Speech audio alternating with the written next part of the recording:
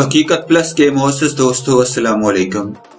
रूसी खबरसां अदारे की रिपोर्ट के मुताबिक लाइन ऑफ कंट्रोल पर दोनों जानब से फायरिंग के तबादले के बाद भारत के कौमी सलामती के मशीर और मोदी के करीबी साथी ने भारतीय नेवी, बहरिया और बर्री फौज की मदद से पाकिस्तान पर हमले की धमकी दी है।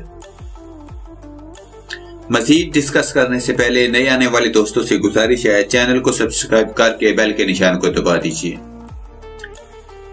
भारत फिर से पाकिस्तान के साथ कशीदगी बढ़ाने के लिए पर तोलने लगा।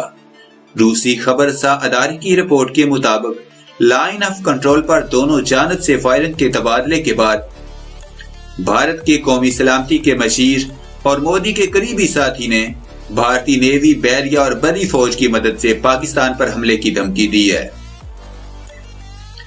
रूसी खबरसां अदारे की जानिब से शाया करदा रिपोर्ट में तशवीशनाक दावा किया गया है। रूसी खबरसां अदारे की रिपोर्ट में दावा किया गया है कि भारत एक मरतबा फिर पाकिस्तान के साथ कशीदगी बढ़ाने की मंसूबाबंदी कर रहा है। रिपोर्ट में बताया गया है कि भारत के कौमी सलामती के मशीर और मोदी के करीबी साथी अजील दोवल ने पाकिस्तान पर बाकायदा हमले की धमकी दी है।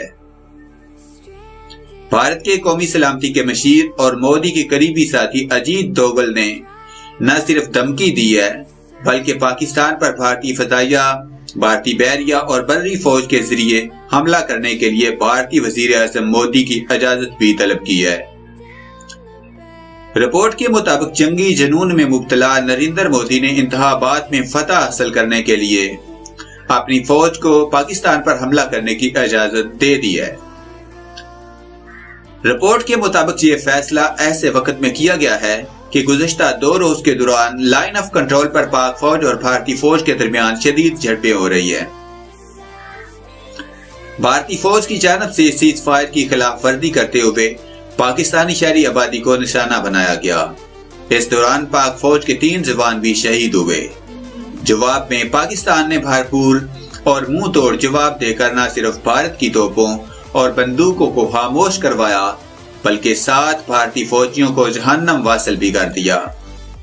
27 फरवरी के बाद एक मरतबा फिर जिल्लत आमेज शिकस्त भारत से बर्दाश्त नहीं हो रही, इसलिए मोदी सरकार ने फिर से जंग छेड़ने की साजिश रचना शुरू कर दी है।